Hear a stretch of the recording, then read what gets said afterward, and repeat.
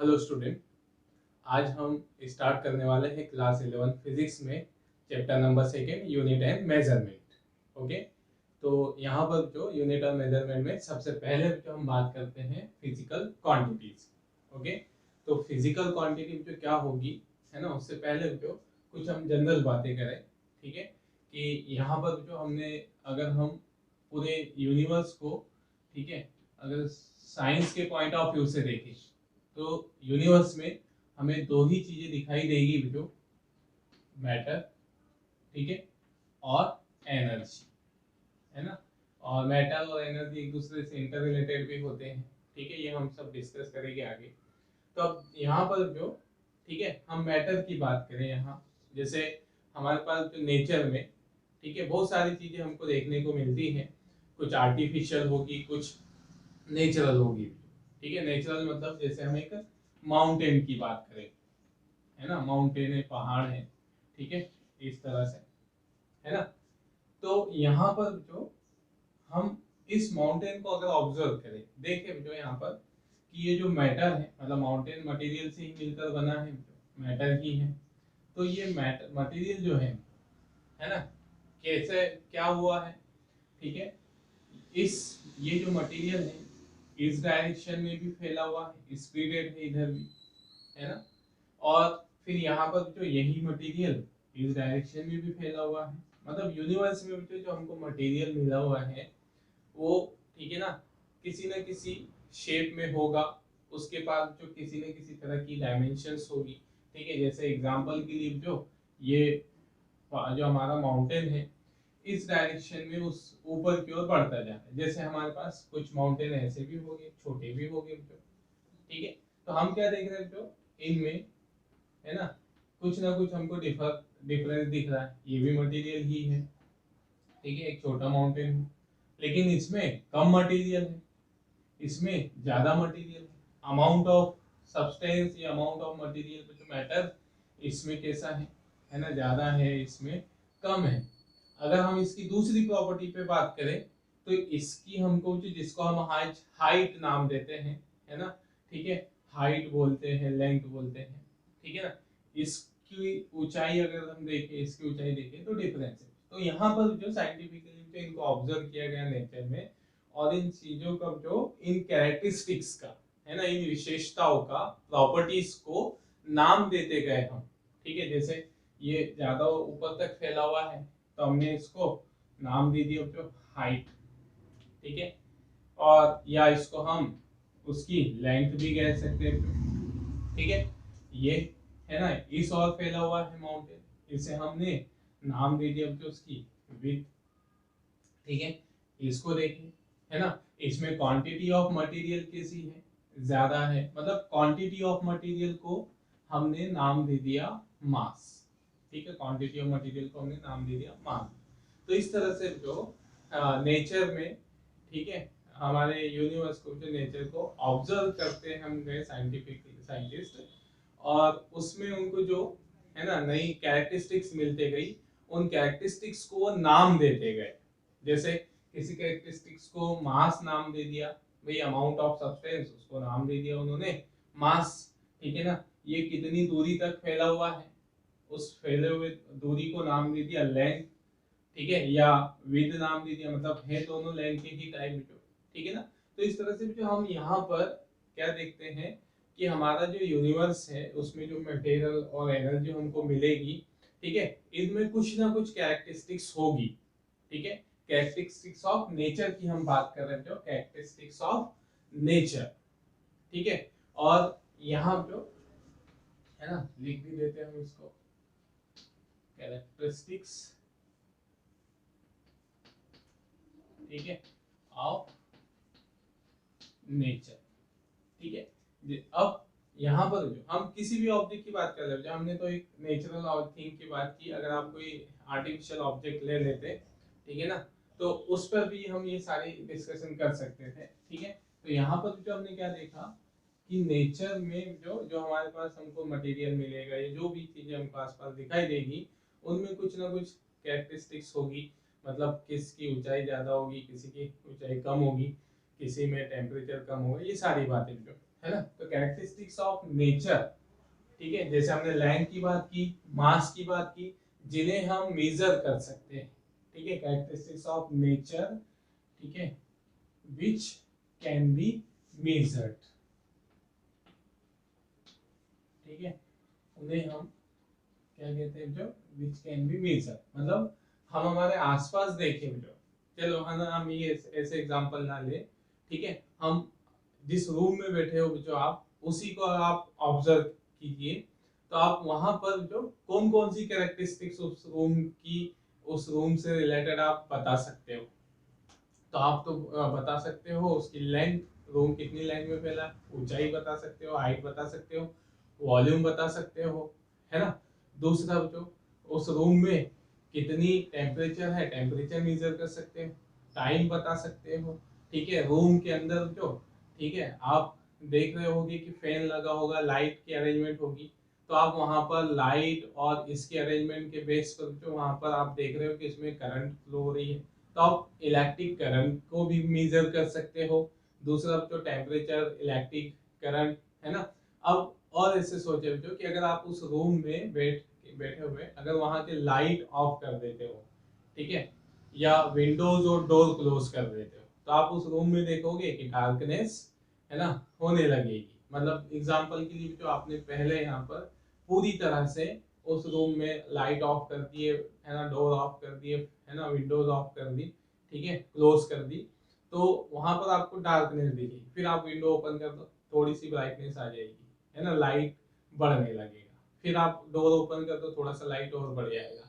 आप फिर अपने आर्टिफिशियल जो बल्ब ऑन कर दो, लाइट और बढ़ जाए। मतलब लाइट जो है ना, लाइट की इंटेंसिटी की को भी जो आप मेजर कर सकते हो।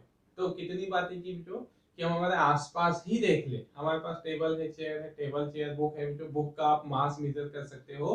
तो इन्हीं को जो हम फिजिकल क्वांटिटीज कह देते हैं, मतलब जिन चीजों को हम, जिन क्वांटिटी को हम मेजर कर सकते हैं, वही हमारी, जिन कैरेक्टरिस्टिक्स को हम मेजर कर सकते हैं, वही कैरेक्टरिस्टिक्स हमारी क्या कहलाती है, जो फिजिकल क्वांटिटीज। ओके, तो कैरेक्टरिस्टिक्स ऑफ नेचर, ठीक है ना, या ऐसे बोलते those characteristics of nature which can be measured are called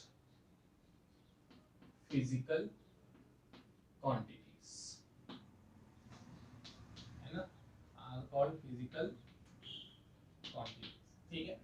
और वैसे तो आज हमको बहुत से सभी क्वांटिटीज के नाम पता है, लेंथ, मास, टेम्परेचर, ये सारी बातें, है ना, ठीक है, लेकिन इनका नाम धीरे धीरे तो देते गए साइंटिस्ट लोग, ठीक है। अब हम उतनी डिटेल में नहीं जाएंगे कि नाम कैसे दिए गए ये सब, ठीक है। तो those characteristics of nature which can be measured are called physical quantities, है ना। एग्जांपल की डिस्कशन कर ले, हमने कौन कौन से एग्जांपल कहे हैं, जैसे हमने कहा जो लेंथ, मास, ठीक है, और टाइम, टेम्परेचर, ठीक है ना, इलेक्ट्रिक करंट, और लाइट की इंटेंसिटी की भी बात की थी जो हमने, है ना, तो जिसे हम ल्यूमिनस इंटेंसिटी कहते हैं, ल्यूमिनस इंटेंसिटी।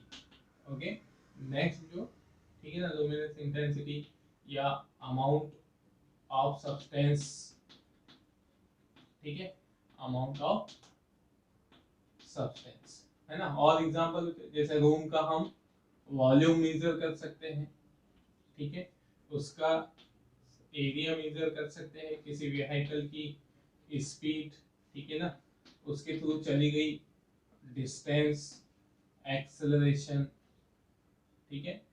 ये जो सारे बहुत सारे एग्जांपल है हमारे पास, इन सब को हम मेजर कर सकते हैं, है ना। तो those characteristics of nature which can be measured are called physical quantities, ठीक है। एग्जांपल बहुत सारे जो there are infinite numbers of physical quantities, है ना, लार्ज नंबर है जो इनके, ठीक है। और तो यहाँ पर जो हम, अब देखिए जो हम इन क्वांटिटीज को अगर फोकस करें, इनके नेचर की बात करें, ठीक है ना, कि इनका नेचर कैसा होगा इन क्वांटिटीज का। जैसे हम दो एग्जांपल ले लेते हैं, यहाँ पर हम एक लेंथ का एग्जांपल ले लेते हैं, ठीक है ना। तो लेंथ देखो जो हम लेंथ को मेजर कर सकते हैं मीटर में, ये आज हमको नॉन है जो, ठीक है ना, मीटर में मेजर कर सकते हैं हम, ठीक है। दूसरा जो इस 1 मीटर को आप कन्वर्ट कर सकते हो सेंटीमीटर में, ठीक है ना, इसको आप mm में कन्वर्ट कर सकते हो जो, ठीक है ना, इस तरह से, है ना, तो 1000 mm हो जाएगा, ठीक। इसी तरह से तो यहाँ पर कि अब हम देखें जो कि हमने लेंथ को, है ना, बड़ी लेंथ को छोटी लेंथ में बदला, ऐसे मतलब कन्वर्जन हमने किया, कन्वर्जन किया, लेकिन लेंथ से लेंथ में ही किया, है ना। अब दूसरा एग्जांपल ले लेते हैं यहाँ पर मास, ठीक है ना, मास को हम 1 kg में मेजर कर सकते हैं, kg में मेजर कर सकते हैं। आप इसको इसमें बदल दो ग्राम में, आप इसको ग्राम में मेजर कर सकते हो, मिलीग्राम में भी मेजर कर सकते हैं, कोई प्रॉब्लम नहीं, 1000 मिलीग्राम आ जाएगा, ठीक है ना। तो आप देखो तो यहाँ पर आपने कन्वर्जन किया, है ना, 1 kg से 1000 ग्राम, ठीक है। तो ये kg से ग्राम में कन्वर्जन है, मतलब kg भी मेजर करता है मास को, ग्राम भी मेजर करता है मास को, तो हमने मास से मास में कन्वर्जन किया, ठीक है, कन्वर्ट किया, ओके। अब यहाँ पर देखें जो क्या मैं ऐसा बोलता हूँ जो, ठीक है, मैं आपको ऐसे बोलता हूँ कि 1 मीटर को kg में कितना लिखा जाएगा, ठीक है। क्या हम 1 मीटर को kg में कन्वर्ट कर सकते हैं? भाई आप किसी ऑब्जेक्ट की लंबाई बता रहे हो, तो आप लंबाई या तो उसके जो मीटर में, सेंटीमीटर में, mm में, किलोमीटर में, इसमें बताओगे, कि लेंथ आप उसकी किलोग्राम में तो नहीं बता सकते, है ना। इसका मतलब ये है कि हम, ठीक है ना, किसको, लेंथ को कन्वर्ट नहीं कर सकते किसमें, मास में, या मास को हम कन्वर्ट नहीं कर सकते किसमें, लेंथ में, ठीक है। या दूसरा एग्जांपल हम कहें जो कि हम जैसे 1 मीटर, है ना, आप टाइम को मेजर करते हो, जो आप टाइम को आप मेजर करते हो किसमें, आवर में, है ना, आवर में आपने बताया। दूसरा जो इसको मिनट में आप बता दें, या आप उसको सेकंड में बता दें, है ना। तो टाइम को आप टाइम में कन्वर्ट कर सकते हो, ठीक है, लेकिन अब अगर मैं बोलता हूँ तो 1 आवर को आप 1 मीटर में कन्वर्ट करो, है ना, कि ये पॉसिबल है, ठीक है, 1 मीटर में इसको पॉसिबल नहीं है ये, मतलब हम टाइम को इसमें कन्वर्ट नहीं कर सकते, टाइम को कन्वर्ट नहीं कर सकते लेंथ में या मास में। तो हमने जो हमारे आसपास की जो फिजिकल क्वांटिटीज है उनमें क्या विशेषता देखी, क्या प्रॉपर्टीज देखी हमने उसमें, कि लेंथ को, मास को हम एक दूसरे में कन्वर्ट नहीं कर सकते, कुछ क्वांटिटीज ऐसी है ना, ठीक है। अब जैसे एक एग्जांपल ले लो, है ना, हम एरिया की बात करते हैं, एरिया, ठीक है, एरिया को हम लिखते हैं लेंथ इनटू ब्रीथ। अब हम जो यहाँ पर, है ना, वॉल्यूम की बात करें, तो वॉल्यूम क्या हो जाएगा, ये जो लेंथ इनटू ब्रीथ है, इसमें हम हाइट से मल्टीप्लाई कर दें, ओके, मतलब लेंथ इनटू ब्रीथ, मतलब इसमें एरिया में हाइट से मल्टीप्लाई कर दें, तो वो किस में कन्वर्ट हो जाएगा, वॉल्यूम में।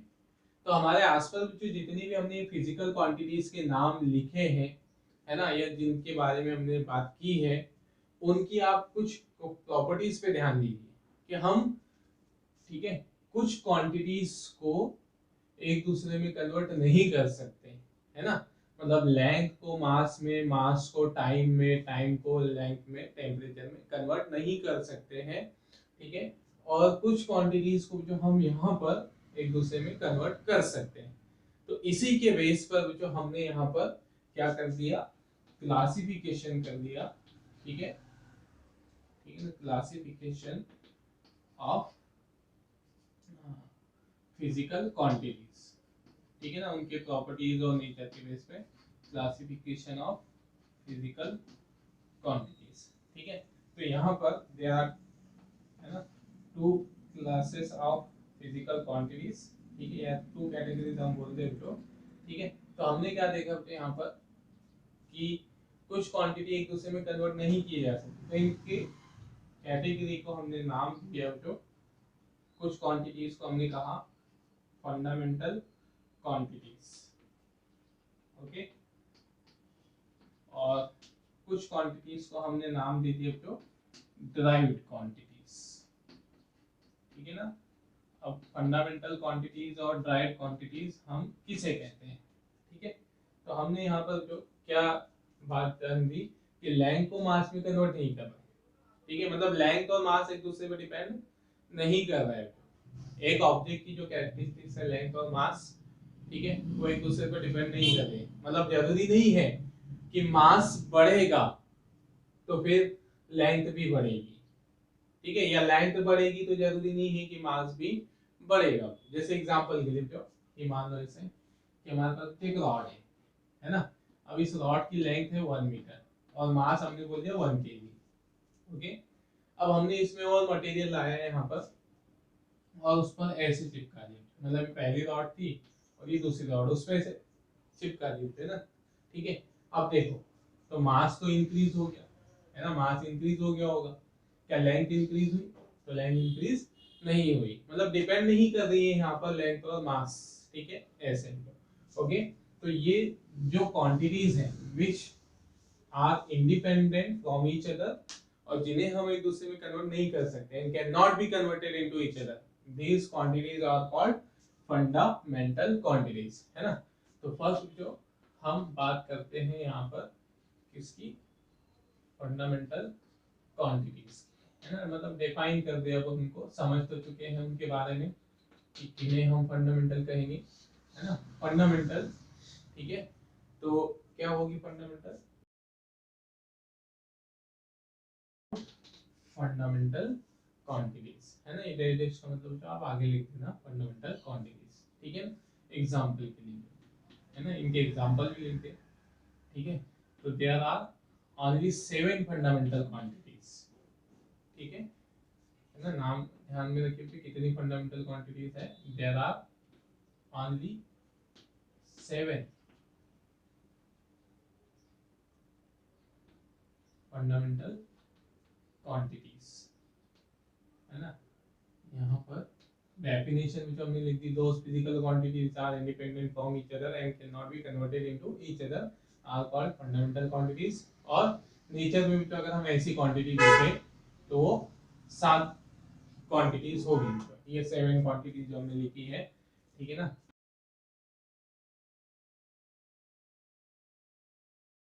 7 क्वांटिटीज, है ना, मतलब फंडामेंटल क्वांटिटी से तो आप ऐसे भी समझ सकते हो कि हमारे पास जो यूनिवर्स में बहुत सारे मतलब आप और बड़े लेवल पे पढ़ते चलोगे तो आपको नई नई क्वांटिटीज के नाम सुनने को मिलेगी और बहुत सारी क्वांटिटीज हमारे नॉलेज में आती जाएगी। लेकिन अगर हम इन क्वांटिटीज को अगर ध्यान दें तो ये सभी क्वांटिटीज, ठीक है, डायरेक्टली इनडायरेक्टली जो किससे ही मिलकर बनी होगी, इन 7 क्वांटिटी में से ही किसी एक से मिलकर बनी होगी या इन्हीं के कॉम्बिनेशन से बनी होगी।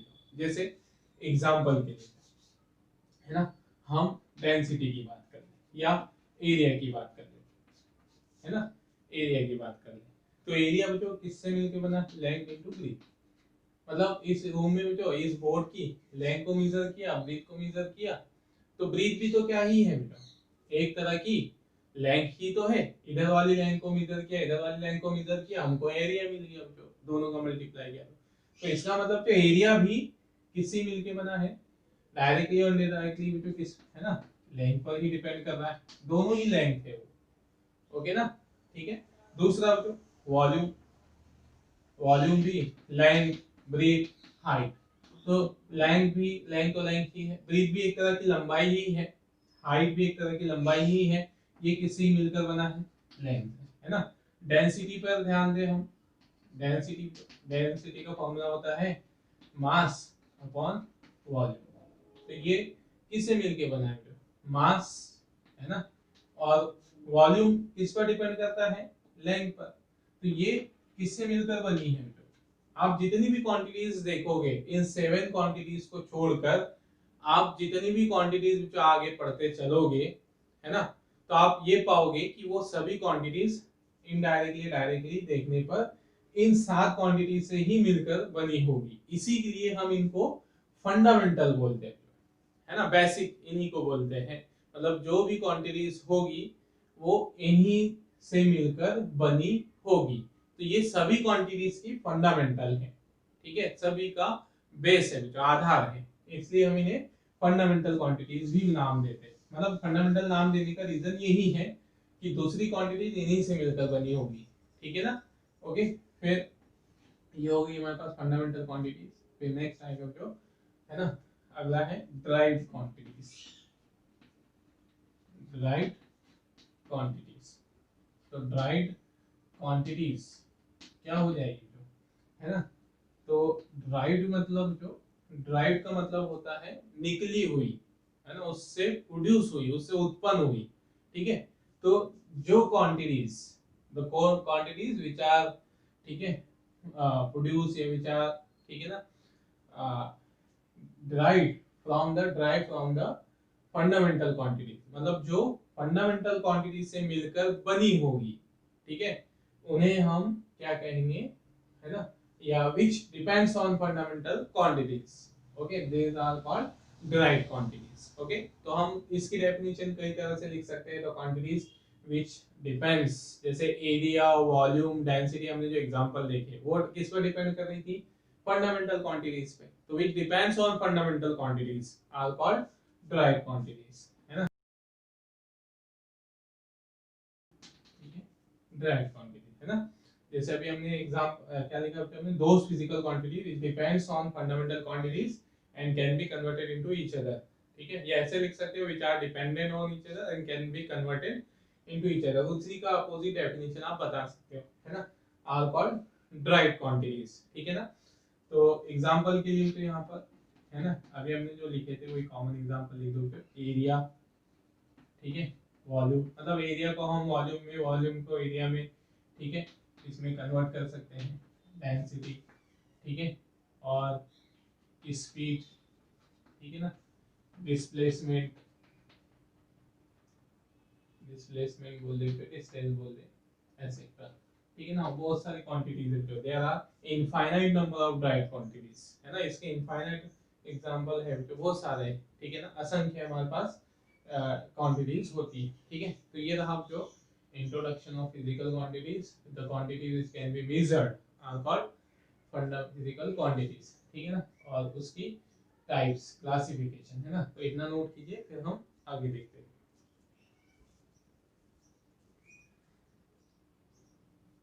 चलिए बेटे ना, अब हम इसमें नेक्स्ट बात करते हैं मेजरमेंट की, है ना, measurement of A physical quantity, है ना।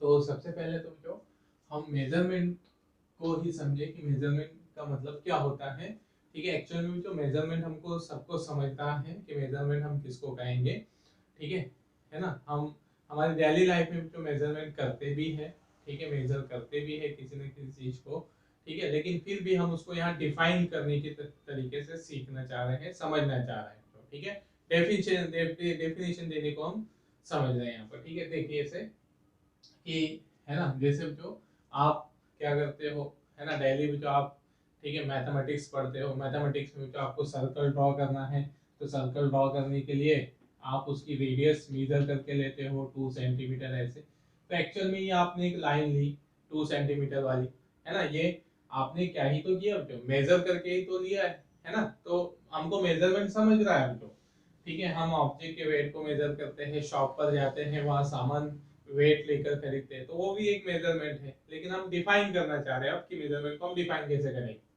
चलिए, है ना, जैसे एग्जांपल के लिए जो है ना, मैंने अब जो आपको एक रॉड दी, ठीक है, ये रॉड मैंने आपको दी है। अब आप इस रॉड की, मैं आपको बोलता हूँ जो इसका क्या करना है, लेंथ मेजर करना है, ठीक है ना, लेंथ मेजर करना है।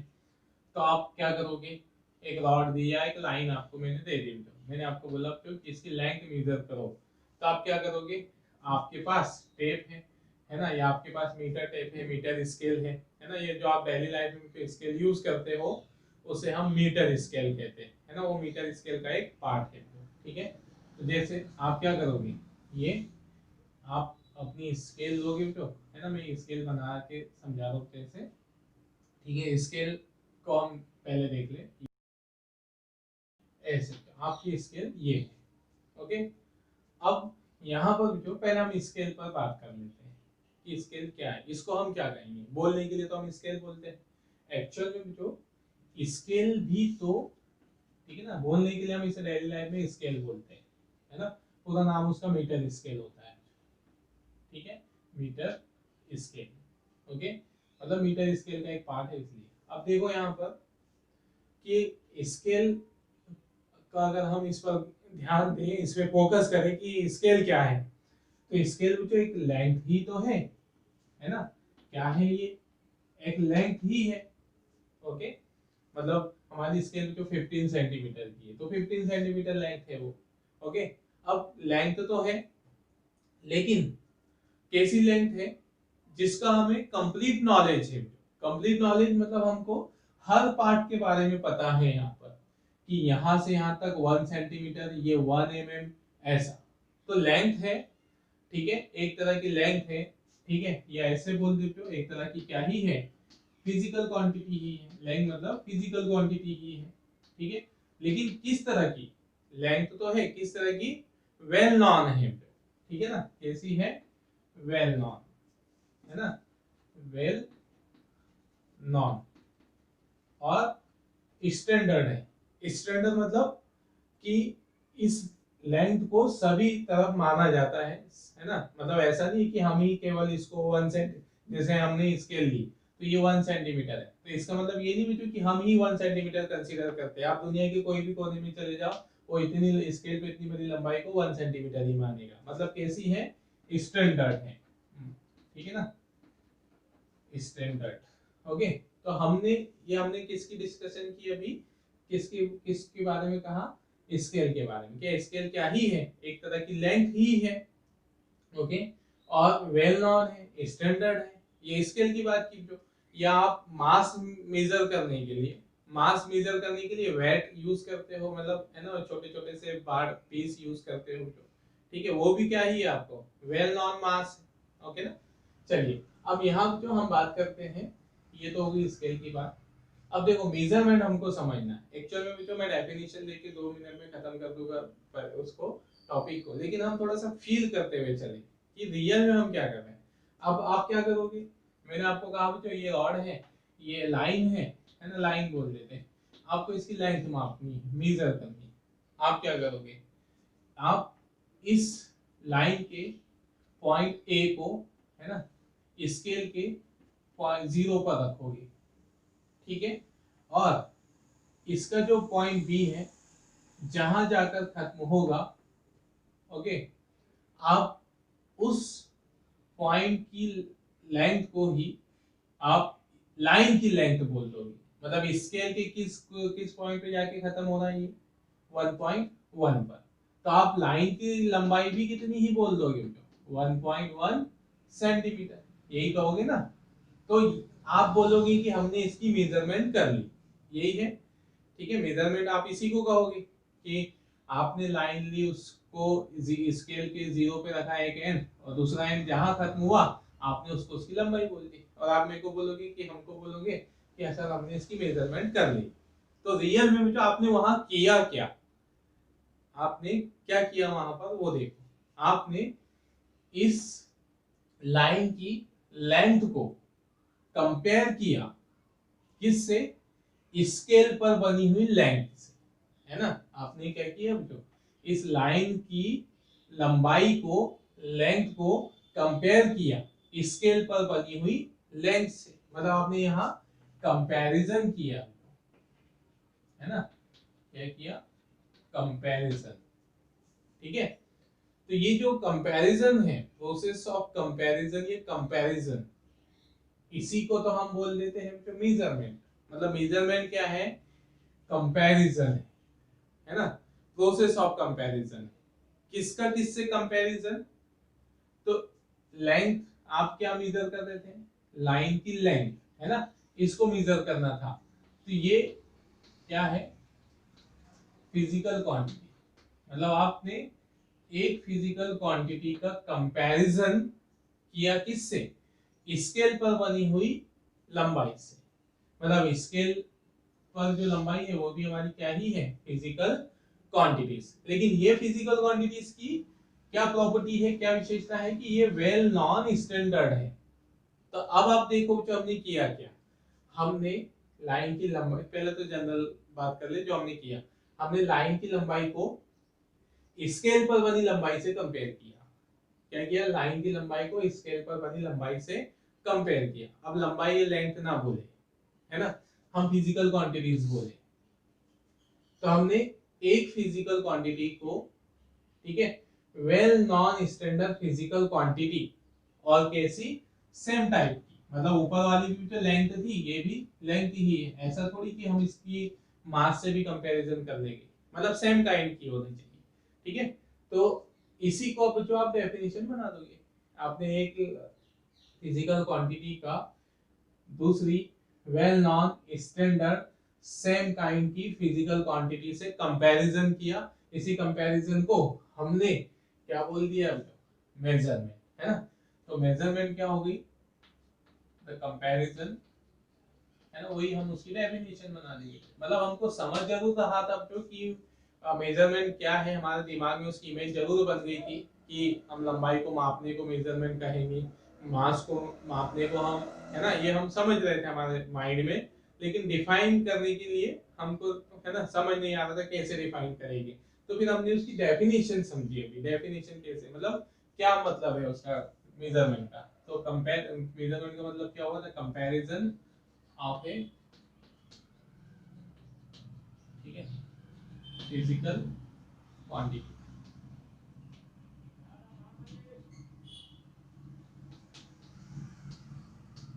विथ, है ना, किसके साथ? Comparison of physical quantity with A well non standard, well non, ठीक है, standard physical quantity of same kind, ठीक है, इज कॉल्ड मेजरमेंट, ठीक है तो वो छोटी सी बात जो, लेकिन थोड़ा सा फील आ जाए, डेफिनेशन समझ में आ जाए, है ना। है तो छोटी, क्या लिखा हमने? The comparison of A physical quantity with A well non standard physical quantity of same kind, ठीक है, इज कॉल्ड मेजरमेंट, है ना। मतलब है तो वो छोटी सी बात, लेकिन थोड़ा सा फील आने के लिए जो हमने एग्जांपल से समझा है उसको, अदरवाइज तो हम इसको क्या कर सकते थे? डेफिनेशन लिखो, खत्म करो, आगे बढ़ो, ऐसा भी काम होता है, ठीक है। फिर दूसरा, अब नेक्स्ट पॉइंट हम बात करते हैं जो यूनिट के बारे में, ठीक है। तो ये यूनिट क्या है, होती है ना। तो जैसे यूनिट भी तो आप मेरे को बोल दोगे कि अगर मैं आपसे पूछूं कि लेंथ की यूनिट क्या है ना, तो लेंथ की अगर मैं आपसे पूछूं यूनिट, आप बोल दोगे मीटर है। अगर मैं आपसे, है ना, मास की यूनिट पूछूं तो आप बोल दोगे केजी है। मतलब आपको यूनिट पता है तो, ठीक है, मीटर, केजी, ठीक है, सेंटीमीटर, टेम्परेचर की केल्विन, सेंटीग्रेड, डिग्री सेल्सियस, ये सब जो आपको पता है। लेकिन हम अब इसकी भी डेफिनेशन की बात कर रहे हैं, ओके, है ना। तो हम डिफाइन करना सीख रहे हैं। तो यहाँ जो, ठीक है, हमने कहा जो कि इस लाइन की लंबाई क्या है? 1.1 सेंटीमीटर। लाइन की लंबाई कितनी है? 1.1 सेंटीमीटर। तो ये जो सेंटीमीटर लिखा गया है, इसी को हम यूनिट बोल रहे हैं, है ना। इसी को हम क्या कह रहे हैं? यूनिट। अब देखो जो ये सेंटीमीटर क्या है, सेंटीमीटर हम किसको बोल रहे हैं? तो यहाँ पर जो ये जो लंबाई बनी हुई है ना, ये लंबाई, इसी लंबाई को तो हम क्या कह रहे हैं? सेंटीमीटर कह रहे हैं ना, ठीक है ना। इसी लंबाई को हम सेंटीमीटर कह रहे हैं। मतलब यूनिट क्या ही है? ये सेंटीमीटर ही यूनिट है, सेंटीमीटर ही यूनिट है ना। मतलब इसी के एग्जांपल से समझ लें। तो सेंटीमीटर क्या है बेटा? ये लेंथ ही तो है ना। 1 सेंटीमीटर ये जो भी है, ये लेंथ ही है। लेकिन कैसी लेंथ? फिर हमारी बात आएगी, वेल नॉन स्टैंडर्ड लेंथ है। सेंटीमीटर क्या है? वेल नॉन स्टैंडर्ड लेंथ है ना। अब सेंटीमीटर हो सकता है, मास हो सकता है, कुछ भी हो सकता है, जो मास के लिए केजी हो सकता है। तो हम लेंथ, सेंटीमीटर की बात नहीं है, लेंथ की बात ना करें, हम कोई भी क्वांटिटी हो सकती है यहाँ पर, सेंटीमीटर, किलोग्राम, मतलब लेंथ भी हो सकता है, मास भी हो सकता है ना। जैसे यहाँ पर केजी, ठीक है ना, मास हमने लिखा जो केजी में, ठीक है। तो ये केजी ही हमारी क्या है, यूनिट है। तो ये 1 kg क्या है, ये 1 kg फिजिकल क्वांटिटी, मास ही तो है, मास ही तो है, फिजिकल क्वांटिटी तो है, लेकिन कैसा, वेल नॉन स्टैंडर्ड क्वांटिटी। तो ये जो well non standard physical quantity है, जिससे हम दूसरी क्वांटिटी का कंपैरिजन करते हैं ऑफ सेम काइंड, उसी well non standard physical quantity को हम यूनिट कहते हैं। आया समझ में, है ना। क्या कह रहे थे हम, ये जो वेल नॉन स्टैंडर्ड क्वांटिटी है, फिजिकल क्वांटिटी, जिससे हम किसी दूसरी फिजिकल क्वांटिटी का कंपैरिजन कर रहे थे। जैसे हमारे पास ये सेंटीमीटर बना हुआ था, स्केल पे सेंटीमीटर्स बने हुए हैं, तो इस सेंटीमीटर से, वेल नॉन लेंथ से हम दूसरी ऑब्जेक्ट की लंबाई का कंपैरिजन कर रहे हैं, है ना। तो इसी को हम जो यूनिट कहते थे। तो यूनिट मतलब क्या है,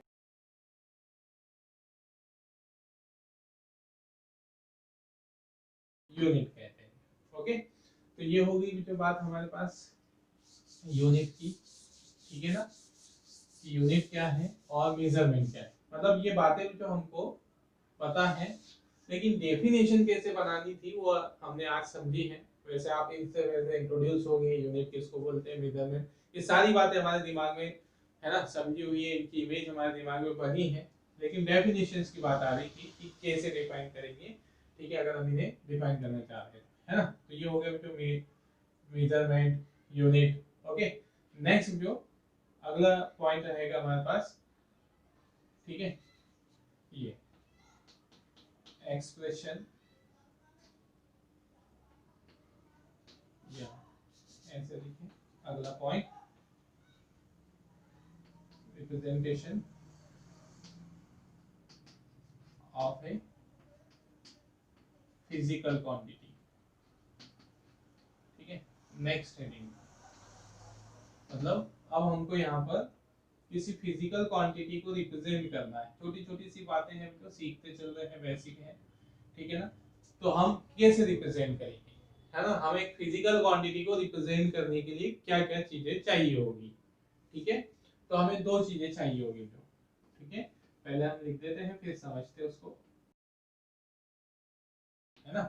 मतलब क्या है, हमारे पास किसी फिजिकल क्वांटिटी को जो रिप्रेजेंट करने के लिए हमें दो इसेंशियल चीजें चाहिए होगी। अब क्या, तो पहले समझो, जैसे एग्जांपल के लिए मैं आपसे जो आपकी लेंथ पूछता हूँ, है ना, आपकी हाइट पूछता हूँ, तो आप अपनी हाइट बताओगे, कितनी बताओगे, 50, और हाइट कितनी बताओगे, तो आप अपनी 7 फीट, 6 फीट, ओके, या, है ना, मीटर में बताओगे, 1 मीटर, जो भी हो, समझने के लिए हम एग्जाम्पल ले रहे हैं, है ना।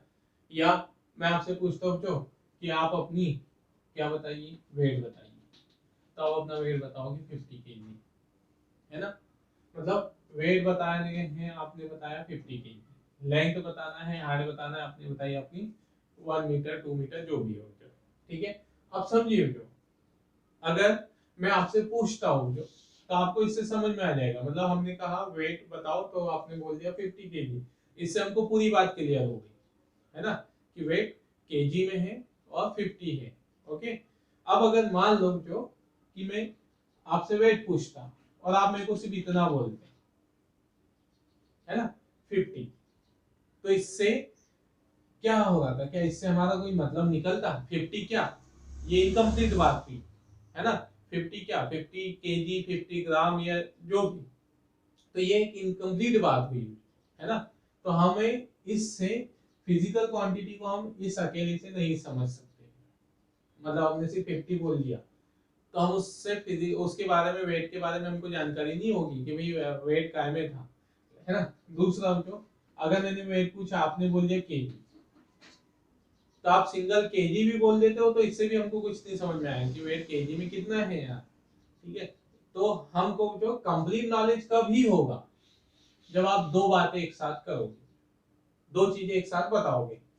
आपने पहले क्या बताया 50, 50 क्या है, ठीक है 50 क्या है बेटो, है ना, वेट आपने बोला 50 केजी। तो यहाँ पर 50 मतलब एक नंबर है, क्या है ये, न्यूमेरिकल वैल्यू, ओके। केजी क्या है, यूनिट, मतलब क्या समझ में आया, हमको किसी फिजिकल क्वांटिटी को रिप्रेजेंट करना हो, उसको एक्सप्लेन करना हो, तो हमें दो चीजें जरूर चाहिए होगी, न्यूमेरिकल वैल्यू और यूनिट, ठीक है। इसके बिना तो हमारी फिजिकल क्वांटिटी का कोई सेंस नहीं निकलेगा। तो हमने क्या लिखा होता है यहाँ पर, टू थिंग्स आर रिक्वायर्ड, ठीक है। पहले थिंग क्या है ना, यूनिट। यूनिट क्या, कि जिसमें आपने मेजर करके बताया होगा। आप केजी में भी बता सकते थे, आप यहाँ पर जो ग्राम में भी बता सकते थे, है ना। ग्राम में बताते हैं आप इतना लिख देते, 1000 से मल्टीप्लाई कर देते, तो आप अपना वेट 50,000 ग्राम बोल देते। तो यूनिट क्या है, जिसमें आप उस क्वांटिटी को मेजर कर रहे हो, है ना।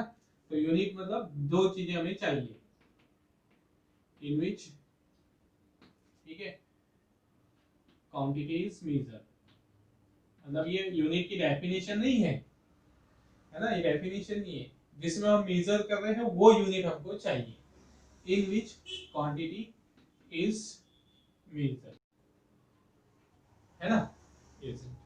अब दूसरा जो यहाँ पर दूसरी चीज क्या चाहिए हमको, न्यूमेरिकल वैल्यू, न्यूमेरिकल वैल्यू। अब न्यूमेरिकल वैल्यू हमको क्या बताता है ना।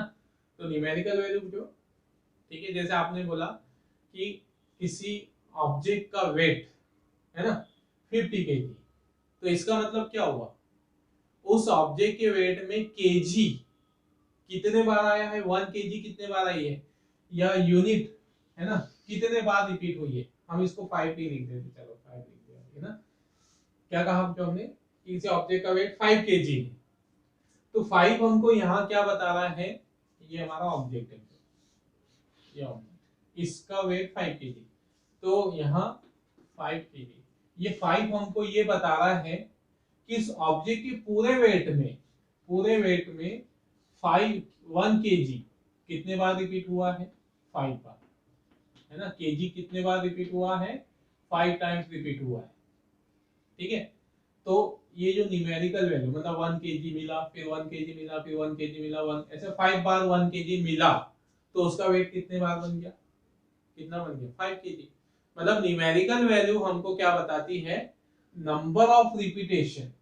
यहाँ 5 हमको क्या बता रहा है, number of repetition of unit, ठीक, in the measure of that physical quantity. मतलब हम कोई फिजिकल क्वांटिटी को मेजर कर रहे हैं, मतलब हम यहाँ वेट को मेजर कर रहे थे, तो वेट में केजी कितने बार आया है, किससे पता चला, न्यूमेरिकल वैल्यू से। इसके वेट में केजी कितने बार आया, तो हमको किससे पता चला, न्यूमेरिकल वैल्यू से। तो यहाँ पर जो क्या बताता हमको, क्या लिखा हमने, it shows the number of repetition of unit in the measure of A physical quantity. उस फिजिकल क्वांटिटी की मेजर में यूनिट कितने बार आई है वो हमको न्यूमेरिकल वैल्यू से पता चलता है ना। जैसे इसके वेट में 5 केजी 5 बार आया है, तो किससे पता चला है, न्यूमेरिकल वैल्यू से, ओके, है ना। तो ये है बेटा हमारे पास उसको रिप्रेजेंट करने का तरीका। तो फिर क्वांटिटी का जो फॉर्मेट है जो, है ना, फिजिकल क्वांटिटी का फॉर्मेट क्या बनेगा, फॉर्मेट टू रिप्रेजेंट, है ना। चलो यहाँ लिख देते हैं फॉर्मेट ऑफ फिजिकल क्वांटिटीज, मतलब मीनिंग वही है, उसको रिप्रेजेंट करने का आप समझ जाना, फॉर्मेट ऑफ फिजिकल क्वांटिटी, उसको रिप्रेजेंट करने का, है ना, शॉर्ट में लिख दिया, ठीक है।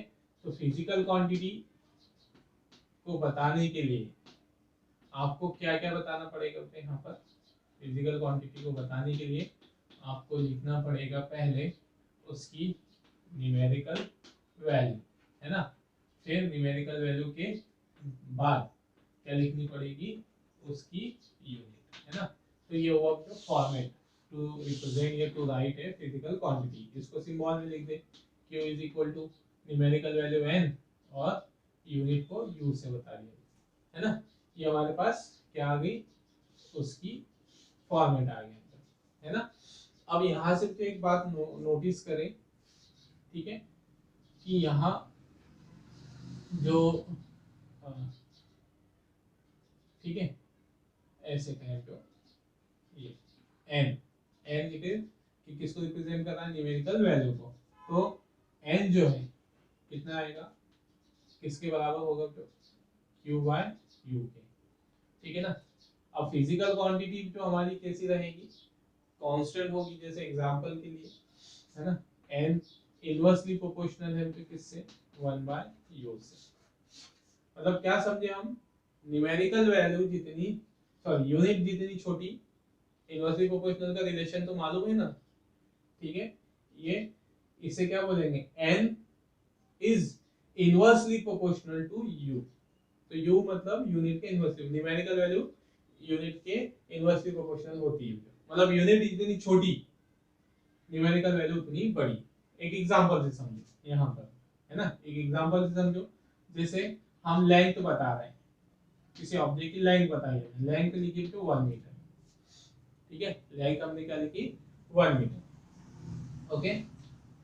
अब आप इसको सेंटीमीटर में कन्वर्ट करो तो ये आ गया 100 सेंटीमीटर, ठीक है ना। तो यहाँ जो क्या समझ में आया हमको, कि हमने मीटर को सेंटीमीटर में कन्वर्ट कर दिया।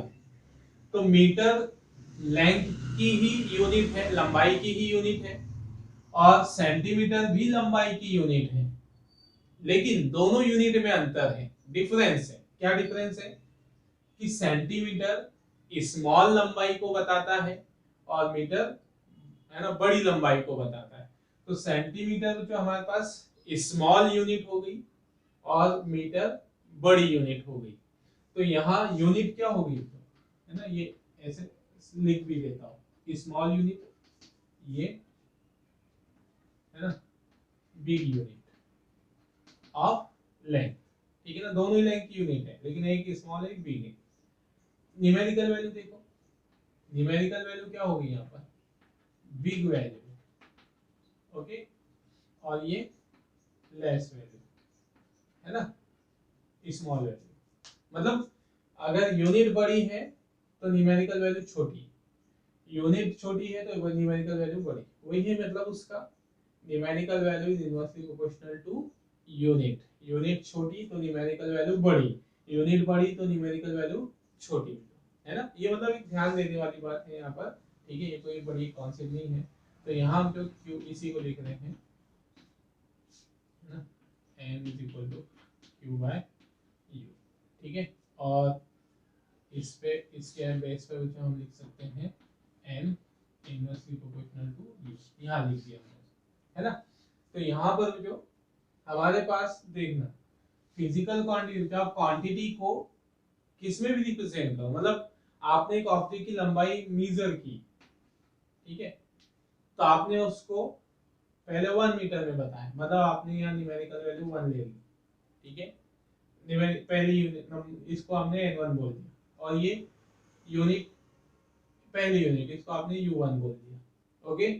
फिर आप क्या करते हो, उसको दूसरी यूनिट में रिप्रेजेंट कर रहे हो, तो दूसरी यूनिट में रिप्रेजेंट कर रहे हो तो इसको बोल दिया, ये दूसरी न्यूमेरिकल वैल्यू को n2, सेंटीमीटर को हमने बोल दिया u2, ओके। तो क्या बात समझ में आई तो हमको, कि आप उसको बड़ी यूनिट में रिप्रेजेंट करें या छोटी यूनिट में रिप्रेजेंट करें, फिजिकल क्वांटिटी की वैल्यू एज इट इज रहेगी, उसको इस बात से फर्क नहीं पड़ेगा कि आप उसको मीटर में बता रहे हो या सेंटीमीटर में बता रहे हो, फिजिकल क्वांटिटी तो वही रहेगी। जैसे एक ऑब्जेक्ट की लंबाई, हमारे पास इतना बड़ा ऑब्जेक्ट की लंबाई है, आप इसको लंबाई को सेंटीमीटर में बताओ या मीटर में बताओ, ऐसा थोड़ी होगा कि ये छोटा बड़ा हो जाएगा, है ना।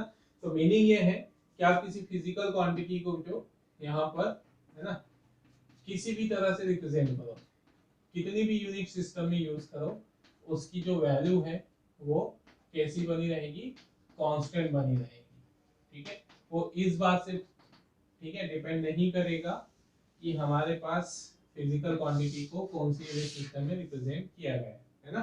तो ये बात है, ओके। तो ये था जो है ना मेजरमेंट, प्रोसीजर ऑफ, क्या शॉर्ट में बोल रहे हैं, मेजरमेंट क्या है, प्रोसेस ऑफ कंपैरिजन।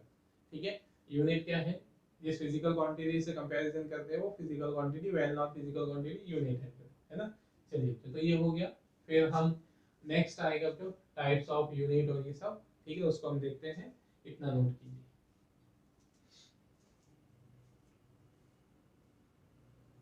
चलिए बेटे ना, अब हम बात करते हैं क्लासिफिकेशन ऑफ यूनिट की, है ना। तो जिस तरह से जो है ना हम फिजिकल क्वांटिटीज को क्लासिफाइड करते हैं फंडामेंटल और ड्राइड क्वांटिटीज में, तो यूनिट का यूज भी तो हम क्वांटिटीज को मेजर करने के लिए ही करते हैं। तो इसी तरह से जो हम यूनिट को भी क्लासिफाइड करेंगे दो कैटेगरीज में, और सेम उनको भी नाम हमने वही दिया है, जो fundamental and derived unit. Okay, तो there are two categories of unit, fundamental and derived unit. Same तरीके से जो हम डिफाइन करेंगे, ठीक है, जैसे है ना, एग्जांपल के लिए जो हमने कहा जो कि हमें लेंथ, है ना, लेंथ को कन्वर्ट करना है। हमने कहा जो हमारे पास लेंथ है मीटर, और 1 मीटर को हम कन्वर्ट कर सकते हैं 100 सेंटीमीटर में।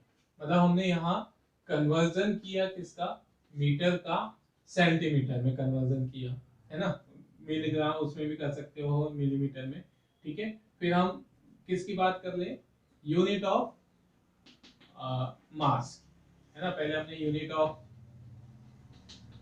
लेंथ कहा, अब हम यूनिट ऑफ मास कह रहे हैं। तो हमने लिया है यहाँ पर 1 kg, 1 kg का हम कन्वर्जन कर रहे हैं ग्राम में, हम यहाँ लिख देंगे 1000 ग्राम। हमने कन्वर्जन किया यहाँ केजी का, ठीक है, इसमें ग्राम में।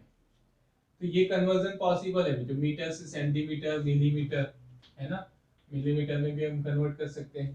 केजी से मास की यूनिट को मास की यूनिट में बदल सकते हैं हम, है ना। मतलब KG is the unit of mass and gram is also the unit of mass, so we can convert the kg into gram. Okay, मतलब हम ग्राम को किलोग्राम में बदल सकते हैं, ठीक है ना। so we can convert the unit of mass to the unit of mass, okay, in form of kg and in form of gram, ठीक है। तो kg से ग्राम में, फिर इसको मिलीग्राम में कन्वर्ट कर सकते हैं, ठीक है ना, ऐसे। तो यहाँ पर जो ये कन्वर्जन पॉसिबल। अब अगर जो हम ऐसे सोचे कि क्या हम मीटर को, ठीक है, किस में कन्वर्ट कर सकते हैं, ग्राम में, क्या ये पॉसिबल है ना। तो हम कहेंगे नॉट पॉसिबल, ये पॉसिबल नहीं है। तो हम क्या देख रहे हैं हमारे पास कि ये मीटर भी एक यूनिट है, किलोग्राम भी एक तरह की यूनिट है, लेकिन कुछ यूनिट्स को हम एक दूसरे में कन्वर्ट नहीं कर सकते, ठीक है ना। ठीक है, तो यहाँ हमारे पास कुछ यूनिट इस तरह की हो गई कि जो इंडिपेंडेंट होती है इस दूसरे, एक है ना, एक दूसरे से, मतलब यूनिट ऑफ मास, ठीक है, इंडिपेंडेंट है यूनिट ऑफ लेंथ है, वो लेंथ की यूनिट पर डिपेंड नहीं करती है, ठीक है ना, यूनिट, ठीक है। फिर इसी तरह से जो यूनिट ऑफ टाइम हम बोल देंगे, है ना, यूनिट ऑफ टाइम। अगर हम एक एग्जांपल ले लें यूनिट ऑफ टाइम को, जैसे आवर है, इसको हम इसमें कन्वर्ट कर सकते हैं जो 60 मिनट में। तो हम 60 मिनट में आवर को मिनट में कन्वर्ट कर सकते हैं, ठीक है, लेकिन हम आवर को किलोग्राम में, मीटर में कन्वर्ट नहीं कर सकते हैं। तो यहाँ पर ये कुछ एग्जांपल है। लेकिन अब देखो तो यहाँ पर, है ना, हमारे पास unit of velocity, unit of velocity है, क्या है हमारे पास unit of velocity, metre per second. Okay, next जो यूनिट ऑफ एक्सेलरेशन, है ना, ये सारी यूनिट्स जो हम आगे पढ़ते चलेंगे, ठीक है ना। वैसे आपने छोटी क्लासेस में पढ़ा है, नहीं पढ़ा हो तो कोई प्रॉब्लम नहीं, हम आगे उसको पढ़ने वाले हैं। तो यूनिट ऑफ एक्सेलरेशन होती है मीटर पर सेकेंड, और इसको हम डिवाइड कर दो और सेकेंड से, यूनिट ऑफ टाइम से, है ना, यूनिट ऑफ टाइम से डिवाइड कर दो, तो ये हमारी यूनिट बन गई जो किसकी, एक्सेलरेशन की। मतलब हमने यूनिट ऑफ वेलोसिटी को डिवाइड कर दिया यूनिट ऑफ टाइम से, ओके। तो वो किस में बदल दी थी यहाँ पर, यूनिट ऑफ एक्सेलरेशन, मतलब वेलोसिटी की यूनिट बदल चुकी है एक्सेलरेशन में। तो हम मीटर पर सेकंड को मीटर पर सेकंड स्क्वायर में कन्वर्ट कर सकते हैं, ठीक है ना, मतलब ओके। फिर दूसरा तो यहाँ पर एक एग्जांपल ले ले और, ठीक है, एरिया, एरिया की यूनिट ले ले, क्या है यूनिट ऑफ एरिया, है ना, ये लेंथ इनटू ब्रीथ होती है, ठीक है।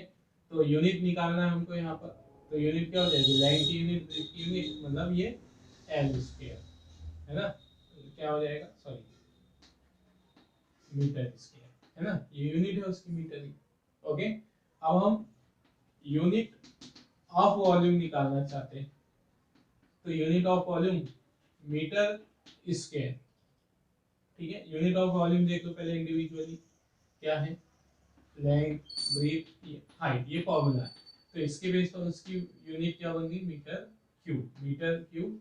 ओके, अब हम मीटर स्क्वायर को जो, मतलब हमारे पास मीटर स्क्वायर है, ये किसकी यूनिट है, यूनिट ऑफ एरिया, इसमें मल्टीप्लाई करें मीटर से, तो अब ये किसकी यूनिट बन गई, यूनिट ऑफ एरिया, ये यूनिट ऑफ एरिया थी, मीटर से मल्टीप्लाई कर दिया, मीटर क्यूब बन गई, मतलब किसकी यूनिट बन गई, वो यूनिट ऑफ वॉल्यूम। तो हम क्या देख रहे हैं यहाँ पर कि हम कुछ यूनिट्स को एक दूसरे में कन्वर्ट कर भी सकते हैं, है ना, यूनिट ऑफ वेलोसिटी को एक्सेलरेशन में, यूनिट ऑफ एरिया को यूनिट ऑफ वॉल्यूम में बदल सकते हैं, ठीक है। तो कुछ यूनिट हमारे पास इस तरह से है, इंटर कन्वर्टिबल हो सकती है, बदल सकते हैं हम उसको, ठीक है, और कुछ यूनिट हम एक दूसरे में कन्वर्ट नहीं कर सकते। तो इसी तरह से इस बेसिस पर हमने यूनिट्स का भी क्लासिफिकेशन कर दिया है, और वो क्लासिफिकेशन क्या बताएगा, फंडामेंटल ऑफ डायरेक्ट यूनिट के फॉर्म में। तो यही डेफिनेशन बन जाएगी, तो जैसे यूनिट्स की हमने डेफिनेशन, क्वांटिटीज की डेफिनेशन दी, तो quantities which are independent from each other and cannot be converted into each other। तो सिमिलरली हम यूनिट की डेफिनेशन भी दे देंगे, the units which are independent from each other and cannot be converted into each other, इनको हम एक दूसरे में कन्वर्ट नहीं कर सकते हैं, this type of units are called fundamental units। Okay, है ना, या ऐसे लिख सकते हैं, the units which are the origin of unit of another quantities। Okay, मतलब ऐसे यूनिट जो अनदर क्वांटिटीज की यूनिट्स का ओरिजिन होती है, उन्हीं से मिलकर वो बनती है, तो उन्हें हम क्या कहते हैं जो, ठीक है ना। जैसे यहाँ देखो जो यूनिट ऑफ वेलोसिटी क्या है, मीटर, मीटर मतलब किसकी यूनिट है ना, unit of length, okay, upon में क्या है, टाइम, सेकेंड, तो ये किसकी यूनिट है, यूनिट ऑफ टाइम, है ना। तो इस तरह से मतलब यूनिट ऑफ लेंथ और यूनिट ऑफ टाइम का डिवाइड कर दिया, तो उसने नई क्वांटिटी की यूनिट बना दी, किसकी यूनिट बना दी उसने, वेलोसिटी की। तो इस तरह से ये unit of length, unit of time, ये दोनों एक दूसरे पे डिपेंड नहीं करती है, लेकिन अगर हम इनको मल्टीप्लाई डिवाइड कर दे तो ये एक नई क्वांटिटी की यूनिट बना देगी। तो इस तरह से हम बोल सकते हैं these are the units, है ना, metre and second, these are the units, ठीक है, which originate the another unit, मतलब ठीक है, ऐसी यूनिट, ठीक है, जो दूसरी यूनिट्स का ओरिजिन हो, the unit which are the origin of another unit, it is called fundamental unit. और उसको आसान भाषा में जो हमने वैसे ही लिख दिया है, मतलब आप कई तरीके से आप डिफाइन कर सकते हो, तो जैसे हमने फंडामेंटल क्वांटिटीज को डिफाइन किया है उसी तरह से कर दीजिए, ये डेफिनेशन भी एक्सेप्टेबल है, दो unit which are independent from each other and cannot be converted into each other, ठीक है, okay, are not inter convertible, ऐसा भी लिख सकते हो, the quantity which are unit which are in, है ना, which are not interconvertible are called fundamental units। Okay, तो फंडामेंटल यूनिट जो हमारे पास 7 फंडामेंटल क्वांटिटीज है ना, 7 फंडामेंटल क्वांटिटीज की यूनिट ही हमारी फंडामेंटल यूनिट कहलाएगी। तो जैसे हमने फंडामेंटल क्वांटिटीज क्या क्या देखी है यहाँ पर, ठीक है, हमने पहले लिखा था जो लेंथ, है ना, ऐसे लिख देते ताकि याद रहे, लेंथ की यूनिट, फिर मास, 7 फंडामेंटल क्वांटिटीज लिख रहे हैं, लेंथ, मास, ठीक है, टाइम, टेम्परेचर, ठीक है ना, फिर electric current, okay, electric current, फिर ल्यूमिनस इंटेंसिटी, मतलब ये हम किसकी वैल्यू लिख, फंडामेंटल यूनिट को लिख रहे हैं, सॉरी क्वांटिटीज को लिख रहे हैं, फिर, है ना, मतलब इससे याद रह जाएगा अमाउंट ऑफ सब्सटेंस। तो ये हमारे पास 7 फंडामेंटल क्वांटिटीज है, तो इन्हीं 7 फंडामेंटल क्वांटिटीज की यूनिट को ही हम फंडामेंटल यूनिट्स कहेंगे। तो फंडामेंटल यूनिट्स क्या हो जाएगी, ये फंडामेंटल क्वांटिटीज और ये फंडामेंटल यूनिट्स। तो क्या हो जाएगा, लेंथ की यूनिट जो मास, सॉरी लेंथ की यूनिट मीटर, है ना, मीटर की मास की यूनिट किलोग्राम, ठीक है, टाइम, टाइम की फंडामेंटल यूनिट सेकेंड, है ना, मतलब यूनिट तो जो सेंटीमीटर किलोग्राम ये भी होती है, ठीक है ना, ओके, मतलब सेंटीमीटर ग्राम ऐसा है, लेकिन फंडामेंटल यूनिट आप मीटर किलोग्राम इनको ही लेकर चलते हैं जनरली, ठीक है। टेम्परेचर की यूनिट क्या हो जाएगी, केल्विन, है ना। इलेक्ट्रिक करंट की यूनिट हो जाएगी एम्पियर, ओके। ल्यूमिनस इंटेंसिटी की यूनिट हो जाएगी तो यहाँ पर कैंडेला, है ना, कैंडेला, ठीक है। और अमाउंट ऑफ सब्सटेंस की यूनिट हो जाएगी मोल, ठीक है। तो ये 7 हमारी फंडामेंटल यूनिट रहेगी, है ना। उनका एग्जांपल हमें यहाँ वैसे ही पहले लिख चुका हूँ जो, ताकि हमारा वीडियो में लिखने का टाइम बचता रहे, है ना, ठीक है। छोटी छोटी बातें हैं। फिर अगला है ड्राइव यूनिट। तो ड्राइव यूनिट यही वाला जो एक दूसरे पे कन्वर्ट या जो किस पर डिपेंड करती है, those unit which are expressed in term of fundamental unit. मतलब देखो यहाँ पर यूनिट ऑफ वेलोसिटी को हम किसके फॉर्म में रिप्रेजेंट कर रहे हैं, मीटर और सेकंड। तो मीटर और सेकंड हमारी फंडामेंटल यूनिट है, ठीक है ना। ये यूनिट ऑफ एक्सेलरेशन को भी हम किसके फॉर्म में रिप्रेजेंट कर रहे हैं, मीटर पर सेकंड, इसके फंडामेंटल यूनिट के फॉर्म में, है ना। एरिया की यूनिट को भी हम मीटर फंडामेंटल यूनिट के फॉर्म में। तो ये वाली जो यूनिट है जो फंडामेंटल यूनिट के फॉर्म में रिप्रेजेंट की जा रही है, उन्हें हम कहते हैं जो ड्राइव्ड। ड्राइव्ड का मतलब ही होता है जो उससे निकली हुई, उससे उत्पन्न हुई, उससे प्रोड्यूस हुई, ठीक है। तो वही हम डेफिनेशन बना देंगे, those unit which are expressed in term of fundamental units and can be converted into each other, है ना। हमने लिखा ही है यहाँ पर कैन बी कन्वर्टेड इनटू, हमने एग्जांपल देखा है कन्वर्ट करके उनको। तो इन्हें हम कहते हैं हमको यहाँ पर ड्राइव्ड यूनिट, ठीक है। तो ये एग्जांपल जो हम इसके लिख चुके हैं फंडामेंटल यूनिट के, और यहाँ इसके एग्जांपल भी लिख देना, ठीक है, यही बना देना। ये किसके एग्जांपल हो जाएंगे, ठीक है, example of derived unit of velocity, unit of acceleration, ठीक है ना, और है ना, यूनिट ऑफ एरिया, ठीक है ना। तो यूनिट लिखना है बस, फॉर्मूला नहीं लिखना है, मीटर स्क्वायर। और यूनिट ऑफ वॉल्यूम बहुत सारे हैं, तो यहाँ पर लेंथ इनटू ब्रीथ इनटू, है ना। आपको अगर और याद हो तो आप लिख सकते हो, तो कोई प्रॉब्लम नहीं है, ठीक है ना। ये जरूरी नहीं है कि मैंने जो लिखा है वही आप लिखो, ठीक है। मीटर पर सेकेंड स्क्वायर, 5 एग्जांपल कंप्लीट कर देते हैं। यूनिट ऑफ डेंसिटी, है ना। तो यूनिट ऑफ डेंसिटी क्या हो जाएगा, मास, फॉर्मूला क्या है डेंसिटी का, तो मास पर यूनिट वॉल्यूम। तो मास पर यूनिट वॉल्यूम, मास की यूनिट क्या हो जाएगी केजी, और वॉल्यूम की क्या हो जाएगी मीटर क्यूब, है ना। तो ये उसके एग्जांपल्स हो गए, है ना। चलिए अभी इतना नोट कीजिए, फिर हम देखते हैं अगला प्रॉपर्टीज ऑफ यूनिट, ओके। चलिए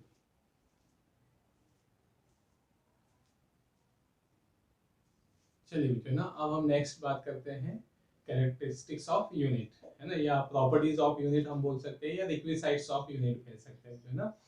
तो यहाँ पर जो कैरेक्टरिस्टिक्स या रिक्विजिट या प्रॉपर्टीज ऑफ यूनिट से हमारा मीनिंग क्या है, कि जब हम किसी फिजिकल क्वांटिटी को मेजर करने के लिए कोई यूनिट बनाना चाह रहे हो, है ना। जैसे आज तो जो हमें कोई यूनिट बनाने की जरूरत नहीं है, लेकिन पुराने समय में जो साइंटिस्ट लोग जब यूनिट बना चुके हैं, है ना, जैसे लंबाई की यूनिट, लेंथ की यूनिट मीटर है ना, मास की यूनिट केजी है। तो ये यूनिट बनाते समय उन्होंने कितनी बातें ध्यान रखी होगी, या है ना, यूनिट जो बनाई है उसकी प्रॉपर्टीज क्या क्या होनी चाहिए, ये अब हम डिस्कस करने वाले हैं, है ना। तो सबसे पहले जो कि जो हमारी यूनिट है ना, यूनिट कैसी होनी चाहिए, must be well defined and convenient in size, ठीक है। मस्ट बी वेल डिफाइंड से मतलब, ठीक है ना। चलो इसको हम छोटे छोटे से मतलब एक्सप्लेनेशन से समझते हुए चलते हैं। जैसे एग्जांपल के लिए जो है ना, अब आपने एक लेंथ को मेजर करने के लिए एक यूनिट बनाई, थोड़ा सा फील आने के लिए जो हम समझते हुए चलते हैं इन बातों को, अदरवाइज जो हम यहाँ लिख चुके हैं, ठीक है ना। तो अब देखिए बेटो, जैसे आपने है ना क्या किया, लेंथ को मेजर करने के लिए आपने क्या कर दिया, यहाँ पर एक है ना यूनिट बनाई। यूनिट से मतलब आपने मीटर बनाया आपको, ठीक है, मीटर स्केल बनाई, ओके। लंबाई को मेजर करने के लिए मीटर स्केल बनाई। अब आपने उस पर ऐसे डिविजन्स बना दिए, ठीक है, ऐसे 1 ये है ना, यहाँ तक ये हमारा 1 सेंटीमीटर। अब जो यहाँ देखो कि आपने यूनिट बनाई लेंथ को मेजर करनी। अब आपने यहाँ लेंथ रखा, एक ऑब्जेक्ट लिया, उसकी लंबाई मेजर की। अब वो ऑब्जेक्ट मुझे यहाँ तक आ रहा है ना, तो आपने उसकी लंबाई बोल दी 1 सेंटीमीटर। ठीक है, क्योंकि आपने जो यूनिट बनाई है, आपने उस पर ऐसे ऐसे सेक्शंस लगाए हैं, साइन ऐसे लगाए हैं, 1 सेंटीमीटर पे लगाया, फिर अगला साइन 2 सेंटीमीटर पे लगाया, ऐसे। ठीक है, मान लो जो यहाँ पर आपने इधर कोई साइन नहीं दी है, ठीक है, मतलब आपने जो स्केल था उस स्केल की इतनी लंबाई को, चलो हम इसको हटाई देते हैं, जैसे आपने स्केल की इतनी लंबाई को बोल दिया कि हम इसको 1 सेंटीमीटर मानेंगे, आपने इतनी लंबाई को बोल दिया जो कि हम इसे 2 सेंटीमीटर मानेंगे यहाँ तक, है ना। तो आपके पास जो ऑब्जेक्ट है, अगर वो 1 सेंटीमीटर तक आ गया तो आप उसकी लंबाई बोल दोगे 1 सेंटीमीटर। लेकिन मान लो जो कि वो ऑब्जेक्ट है ना, इसको आपने 1 सेंटीमीटर का कह दिया, अब इस ऑब्जेक्ट को क्या कहोगे, इसकी लेंथ को क्या कहोगे। ठीक है, तो फिर हम इसे ना तो 1 सेंटीमीटर बोल सकते ना 2 सेंटीमीटर, मतलब हमें ऐसे समझो कि हमारे पास जो स्केल है उस पर 1 सेंटीमीटर की सेक्शन बने हुए। वैसे आज हमारे पास जो है उस पर बच्चों के भी बने हुए, ठीक है ना, मिलीमीटर के भी बने हुए, लेकिन हम उसकी बात नहीं करें अभी, हम एक जनरल से एग्जांपल ले। तो हमने कहा 1 सेंटीमीटर का सेक्शन बना है, आपने ऑब्जेक्ट रखा 1 सेंटीमीटर पे खत्म हुआ जीरो से, आपने उसकी लंबाई बोल दी 1 सेंटीमीटर। ओके, अब आपने दूसरा ऑब्जेक्ट लिया, उसको रखा, उसको मापना चाहा, आपने उसी स्केल से उसकी लेंथ मापनी चाहिए, है ना, मेजर करनी चाहिए। तो फिर वो तो यहाँ आ गया, जो जीरो पे पुटअप किया आपने उसका फर्स्ट पॉइंट, ठीक है, और वो यहाँ आ गया। अब आपने जो स्केल बनाई, या तो वो इस यहाँ तक ऑब्जेक्ट है तो आप उसकी लंबाई बता सकते हो, यहाँ तक ऑब्जेक्ट आ रहा है तो आप उसकी लंबाई बता पा रहे हो। जैसे तीसरा ऑब्जेक्ट अगर आप यहाँ रख देते हो ऐसे, तीसरा ऑब्जेक्ट आपने यहाँ रख दिया ऐसे, है ना, तो आपने इसकी लंबाई बता दी यहाँ पर 2 सेंटीमीटर बोल दी। अब बीच में कहीं आ गया तो अब आपने तो इसको डिफाइन किया ही नहीं है, आपने अपनी स्केल जो बनाई आपने उस पे तो इस लंबाई के बारे में कोई नॉलेज दिया ही नहीं है कि ये कितनी है, 1 सेंटीमीटर से है ना ज्यादा है तो कितनी वैल्यू देनी, आपने इसको डिफाइन नहीं किया, है ना, ये नॉट डिफाइंड है, ये वाली पोजीशन नॉट डिफाइंड। तो फिर इसका मतलब क्या हुआ, हमको इसकी मेजरमेंट हम नहीं कर पाए, तो हमारे लिए क्या हो गई, एक असुविधा हो गई, इनकन्वीनियंट हो गया हमारे लिए, असुविधा हो गई। ठीक है, एक हमारे प्रॉब्लम आ गई। तो जब भी हम यूनिट बनाते हैं तो हमारे पास जो जो यूनिट बता रहे हैं वो वेल डिफाइंड होनी चाहिए, है ना, उसकी हर पार्ट के बारे में हमें जानकारी होनी चाहिए। तो अगर मान लो जो हम इसे अच्छे से डिफाइन करते, हम इतनी पोजीशन को बोल देते यहाँ पर कि ये 1 2 3 4 ये 5 ये इतना है ना, तो हम इसको mm बोल देते हैं, है ना, तो ये यहाँ अगर आ गया तो कितना आ गया, ये 1.5 सेंटीमीटर, तो फिर हम इसकी लंबाई भी मेजर कर पाते थे। तो हम अगर वेल डिफाइन करते तो हम हर तरह की सेम टाइप की यूनिट को और फिजिकल क्वांटिटी को मेजर कर सकते हैं। अगर वेल डिफाइन नहीं है तो फिर हमारे लिए जो मेजरमेंट लेना थोड़ा सा कठिन है ना, थोड़ा सा डिफिकल्ट हो जाएगा। ओके, ये आया समझ में कि वेल डिफाइन नहीं होने से मतलब क्या है कि हमारे पास जो हम यूनिट यूज कर रहे हैं उसके हर पार्ट को अच्छे से डिफाइन करना चाहिए ताकि हम उससे किसी भी तरह की फिजिकल क्वांटिटी का मेजरमेंट कर सकें। ठीक है, ऐसे जो और दूसरा जो यहाँ पर कैसा होना चाहिए, एंड कन्वीनियंट इन साइज, है ना, कन्वीनियंट इन साइज मतलब कि हम उसको एक प्लेस से दूर, मतलब ठीक है, उसकी जो साइज है ना तो बहुत ज्यादा बड़ी हो जो, ना ही बहुत ज्यादा छोटी हो, ताकि हमको मेजरमेंट लेने में प्रॉब्लम आती रहे। जैसे एग्जांपल के लिए अब मान लो जो हमारे पास जो स्केल है, आप जो स्केल यूज करते हो कितने सेंटीमीटर की आती है, 15 सेंटीमीटर, मतलब हमारे पास जो साइंटिस्ट ने हमको 1 मीटर लंबाई की स्केल बना के दी है। अब वो 1 मीटर हमको पता है इतनी बड़ी है ना, लगभग इतनी बड़ी आएगी 1 मीटर वाली। ओके, इससे थोड़ी सी बड़ी और मान लो, है ना, तो ये जो इसकी साइज है हम कन्वीनियंट साइज बोल सकते हैं, मतलब हम इसको उठाकर कहीं भी ले जा सकते हैं। ठीक है, तो इसकी साइज ना तो बहुत बड़ी है ना ही बहुत छोटी। ठीक है, हम इससे किसी भी तरह की क्वांटिटी, वही 1 मीटर है, हमको ऑब्जेक्ट को, जैसे एग्जांपल के लिए हमको कहीं दूसरी पिक्चर रोड की लेंथ मापनी है, मेजर करनी, तो हम इसको उठाकर रोड पर लेके गए, माप लिया हमने वहां पे। हमको किसी रूम की ऊंचाई मापनी है, इसको उठाया हमने, उसको माप लिया वहां पे। तो हमारे लिए साइज कन्वीनियंट होना भी बहुत इंपॉर्टेंट है बेटो, ठीक है ना। मतलब साइज कन्वीनियंट नहीं होगी तो फिर हमें यूनिट मतलब उस यूनिट को यूज करने में थोड़ी सी प्रॉब्लम्स आएगी। ना तो बहुत ज्यादा छोटी हो, ना ही बहुत ज्यादा बड़ी हो, ऐसी साइज होनी, मतलब बीच की कोई मॉडरेट वैल्यू होनी चाहिए। फिर next subject, unit must B reproducible. Unit must B reproducible मतलब समझ में आ गया कि यूनिट है वो अगर किसी वजह से टूट जाती है, खराब हो जाती है, कुछ हो जाती है ना, तो फिर हम उसको दूसरी बार भी बना सके एज इट इज सेम उसी तरह से, ऐसी यूनिट हमें बनाना चाहिए। मतलब हम ऐसी कोई यूनिट नहीं बना रहे कि एक बार टूट गई तो फिर हम उसको दोबारा बना ही नहीं पा रहे हैं, ठीक है ना। एक बार खराब हो गई तो फिर हम उसको दूसरी बार बना ही नहीं पा रहे हैं, ठीक है।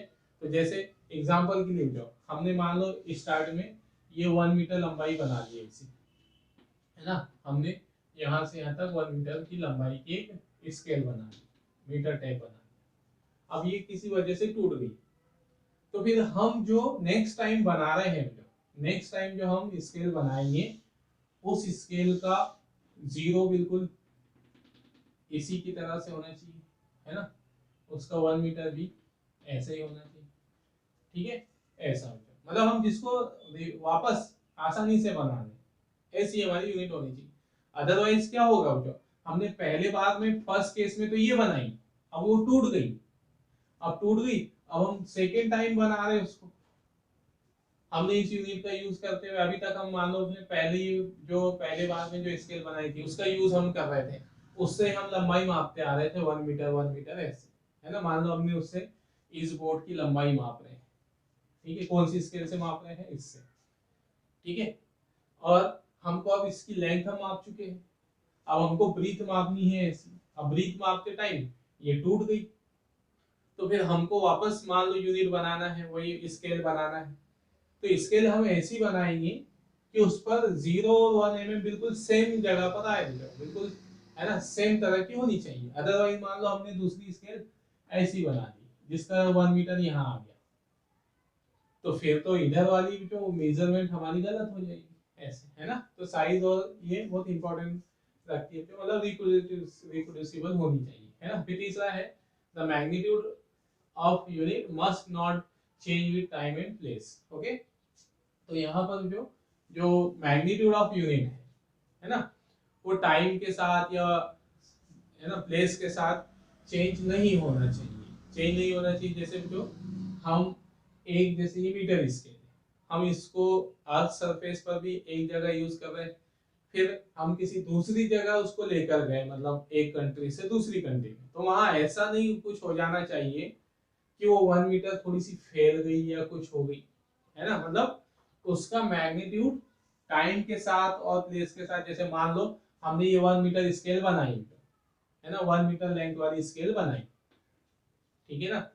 अब हमने यहाँ पर क्या बनाना था, हमने ये बोर्ड की लेंथ मेजर कर ली, है ना, पहले बार हमने इसकी जो लेंथ मेजर कर ली। अब हमको कई साल बाद इसकी ये लंबाई, है ना, विड्थ मेजर करना है। अब कई साल बाद मेजर कर रहे हैं, हमने उठाई यही टेप और इससे मेजर किया। अब हमने देखा कि यार ये टेप की लंबाई तो थोड़ी सी टाइम के साथ चेंज हो गई, उसकी, है ना, कोई ना कोई इसमें चेंजेस आ गए, तो फिर इधर वाली हमारी जो मेजरमेंट है वो रॉन्ग हो जाएगी, ठीक है ना। ऐसे मतलब अगर टाइम और प्लेस के साथ चेंज होते हैं तो एक ही, मतलब हमने पहली बार लेंथ मेजर की, लेंथ आ गई जो बोर्ड की 3 मीटर आ गई, है ना, बोर्ड की लेंथ कितनी आ गई, 3 मीटर। अब भाई हमने ये स्केल को 2 साल बाद यूज किया, आफ्टर 2 ईयर्स, तो फिर हमने उसकी, है ना, सॉरी 3 मीटर आ गई पहली बार मापने पे, फिर हमने यही स्केल 2 साल बाद यूज की। अब हम लंबाई माप रहे हैं, तो लंबाई जो हमको वो 2.9 मीटर दिखा रहा है, तो ये रॉन्ग हो गया।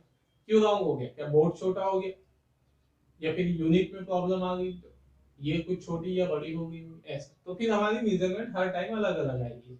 तो इसलिए प्लेस और पोजीशन का उस पर टाइम पर कोई इफेक्ट नहीं होना चाहिए। Magnitude of unit must be unaffected by the, and must not change with time and place, okay. मतलब टाइम टू टाइम हम उसको बदल नहीं रहना चाहिए कि भाई आज ये यूनिट यूज कर ली, कल वो यूनिट यूज कर ली, नई यूनिट बना दी, पूरे नई यूनिट पता ही नहीं क्या है, ऐसा है ना। तीसरा यूनिट, ठीक है। अगला पॉइंट है 4, the magnitude of unit must be unaffected, उसका मैग्नीट्यूड अनअफेक्टेड होना चाहिए by the change in temperature and pressure, and if it is we must have its complete knowledge.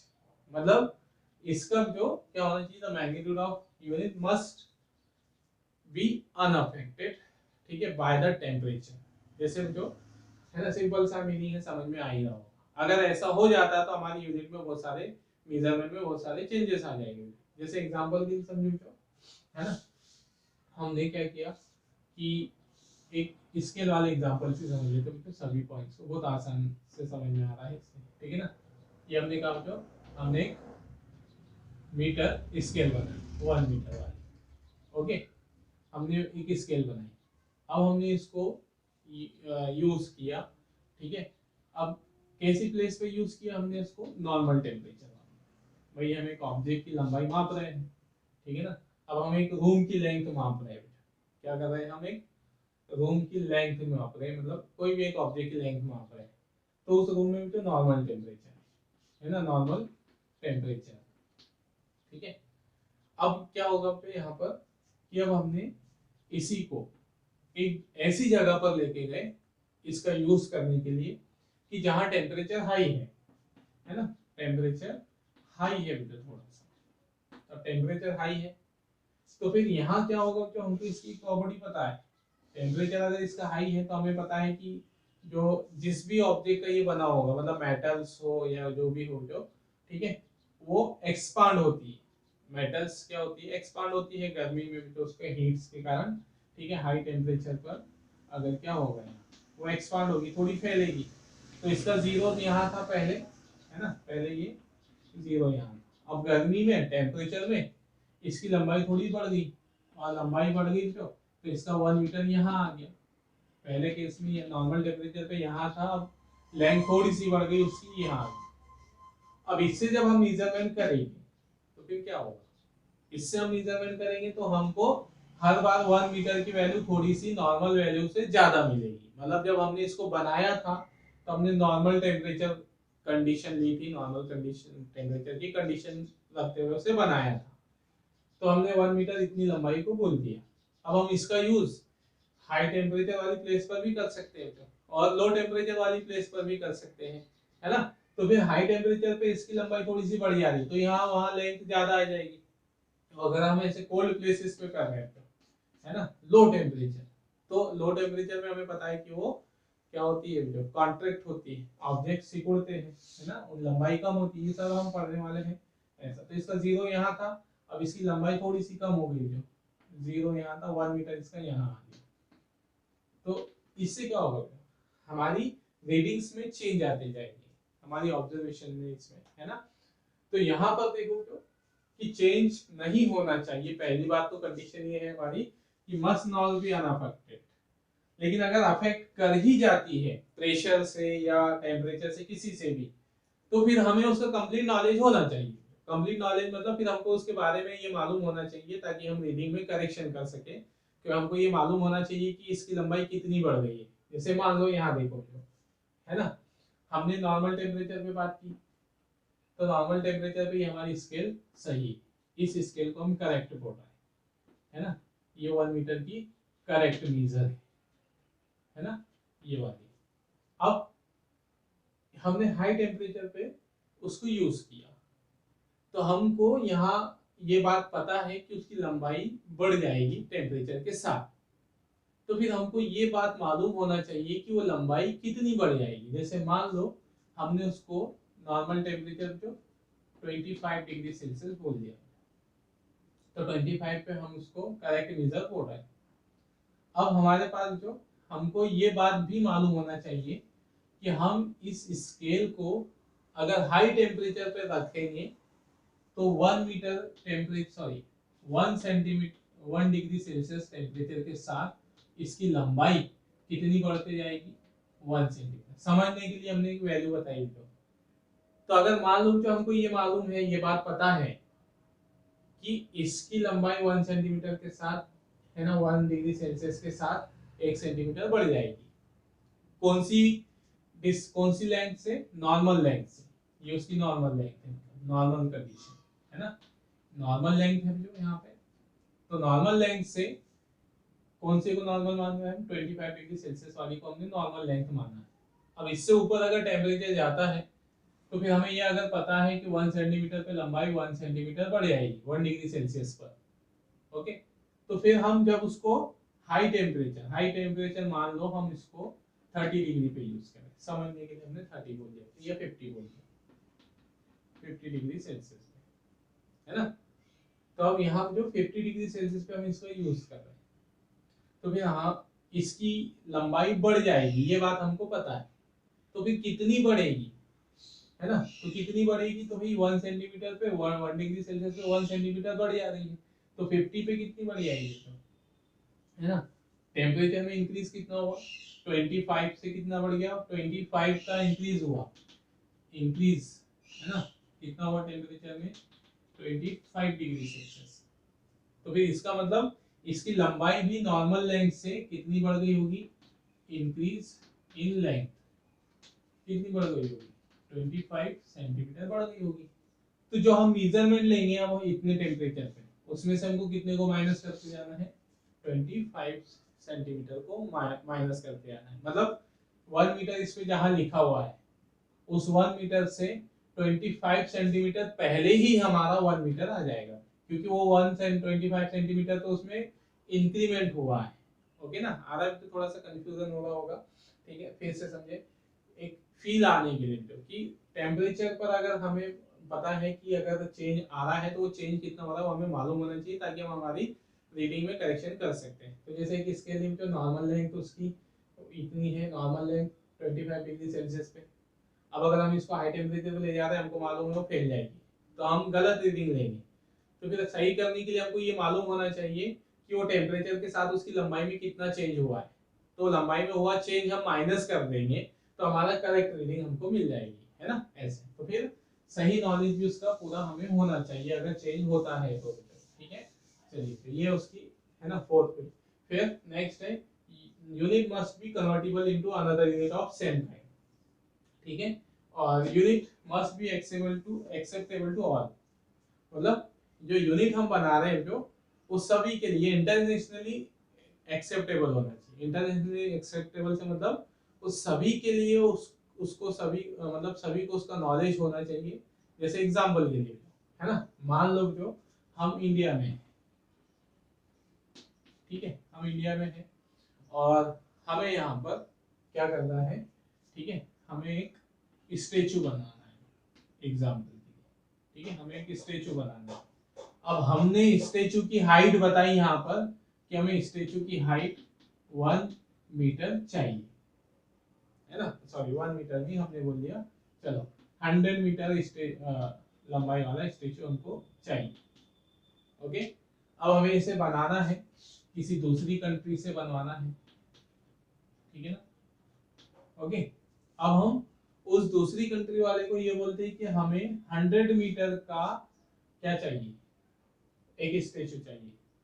तो भाई हम उस कंट्री वाले को जो किसका नॉलेज होना चाहिए, मीटर का नॉलेज उसको होना चाहिए। अगर उसको अगर मीटर ही नहीं पता हो तो वो हमारा काम नहीं कर सकता, है ना, वो उसकी मेजरमेंट नहीं कर सकता, ठीक है। मतलब बात ये है कि हम यहाँ पर या इंडिया में जो हम एक शहर में लंबाई के लिए मीटर यूज कर रहे हैं और अगले शहर में गए हमने वहां से कुछ ऑब्जेक्ट, हमको कोई कपड़ा खरीदना कुछ खरीदना, हमने बोला इतनी लंबाई का दे दो, दूसरे शहर वाले को मीटर मालूम ही नहीं कि मीटर क्या है क्या है, तो फिर वो हमारे लिए क्या हो जाएगी, असुविधा हो जाएगी, इनकन्वीनियंस हो जाएगी।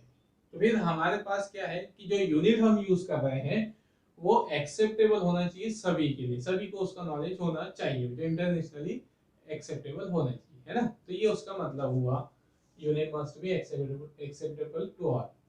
अब अगर ये बच्चों मान लो कि, है ना, जैसे हमने ये कंट्री वाला एग्जांपल दिया कि भाई एक कंट्री, है ना, से हमको दूसरी कंट्री से हमको क्या बनवाना था, ठीक है। मान लो हम यहाँ लैंड को किस में मेजर कर रहे हैं, हम लैंड को मेजर कर रहे हैं हम मीटर में, और यहाँ लैंड को ये मेजर कर रहे हैं किस में, सेंटीमीटर। मान लो ये वाली कंट्री वालों ने, ठीक है, लंबाई को किस में मापना सीखा है, सेंटीमीटर में, उनकी यूनिट ये है और हमारी यूनिट है मीटर, ठीक है।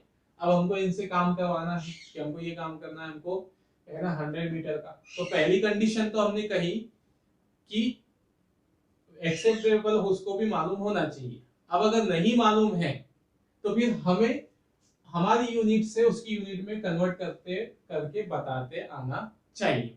फिर हमारे पास दूसरा रास्ता क्या है, पहला रास्ता तो ये है कि भाई यूनिट एक्सेप्टेबल होना चाहिए, सभी को उसका नॉलेज होना चाहिए।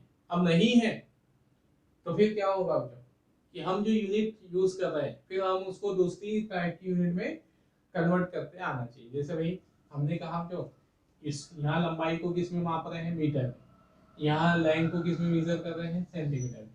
तो फिर हमें इसे कुछ ऑर्डर करना है तो फिर हमें मीटर से किसमें कन्वर्जन आना चाहिए, सेंटीमीटर। इंटर कन्वर्टिबल होना चाहिए तो हमारे लिए आसानी हो जाएगी, एक फैसिलिटी हो जाएगी। ओके, ऐसा। तो ये हमारा मतलब है, मतलब यूनिट जो है ना, इंटर कन्वर्टिबल होना चाहिए, convertible into another unit of same kind, ठीक है। दूसरी यूनिट सेम टाइप की फिजिकल क्वांटिटी की दूसरी यूनिट में कन्वर्ट करते हुए आना चाहिए, है ना। तो ये सब जो हमारी कैरेक्टरिस्टिक, एक यूनिट बनाते समय क्या क्या बातें या एक यूनिट में क्या क्या है ना प्रॉपर्टीज होनी चाहिए, उसको हमने छोटे छोटे एग्जांपल से समझने की कोशिश की है, ठीक है। चलिए, है ना, तो ये नोट कर लीजिए, ओके, है ना। फिर हम नेक्स्ट देखते हैं अगले लेक्चर्स में।